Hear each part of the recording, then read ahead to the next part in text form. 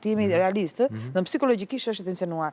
Dhe mos harrojmë që një pushtet si gjyqësori, që si drejtësia ndjes, si drejtësia, patjetër që tani po gjen shtratin e saj dhe sa të gjej shtratin e dur dhe dihet që cënohen pushtetet e tjera, patjetër që do ketë kështu konflikt.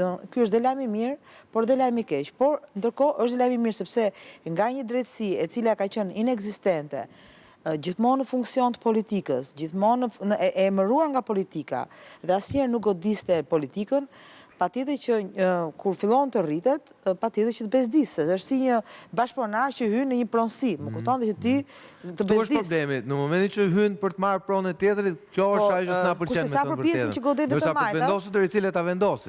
Sa për pjesën që godet vetëm Majtas, kemi qenë bashkë zoti Balla përpara rreth 5 vjetësh, kemi pasur zotin Rama përballë ku do bëshin zgjedhjet e 2021-shit.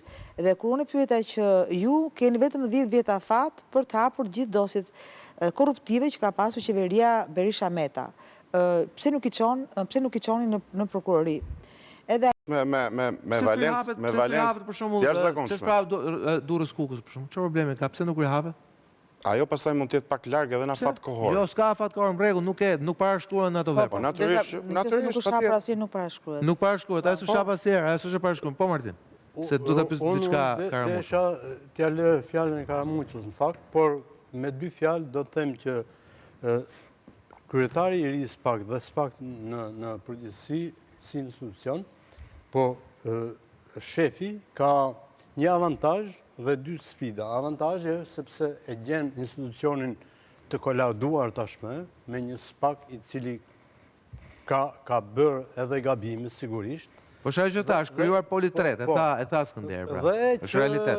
Që në këtë drejtim është avantazh, ndërkohë që ka 2 sfida. E para të mos ul besimin e publikut, duke qenë rigoroz dhe duke shfrytzuar këto avantazhe gjatë këtyre viteve, ashtu siç ka sfidën që u përmend edhe këtu, sfida e vërtet do jetë 21 janari, i cili duhet të marrë vendimin përfundimtar, qoftë edhe duke shpallur pafajshëm çdo lloj gjëje, por duke e hequr nga lista e çështjeve. Duke e çuar çështën në gjykat, ose ta mbylli fare ose ta mbylli fare dhe ta dim.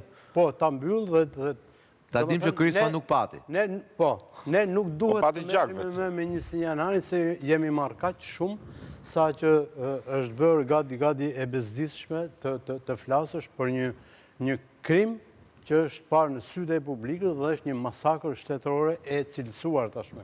Kështu që le t'ja lëm. Karamuç, pati diçka që e tha Gabim Brown kur parashtroi platformën e tij?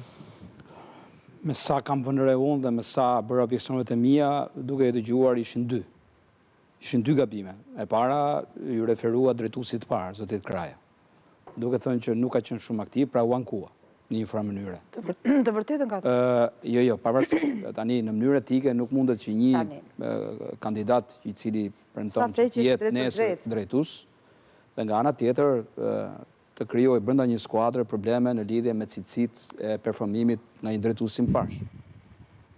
Duhet të thënë diçka për zotin Kraj. Pavarësisht unë kam pasur rezervat e mia, por institucioni në kuptimin administrativ, infrastrukturor etj, logjistik e ngritja ai. Pastaj ishte zoti Dumani, i cili ato dosje që kishin filluar në kohën e zotit Kraja, filloi të vinte në zbatim, në ekzekutim dhe pati atë sukses që pati. Duhet të thotë që dhurata e çmuar, sidomos për krimin e organizuar, ishte Sky, pra ishin autoritetet franceze. Pa atë, nuk di si do ishte goditur krimi organizuar në Shqipëri, dhe si do goditet më tej. Dhe dyta, e them këtë pyetje për ta shoqëruar me atë që mund të them një çedim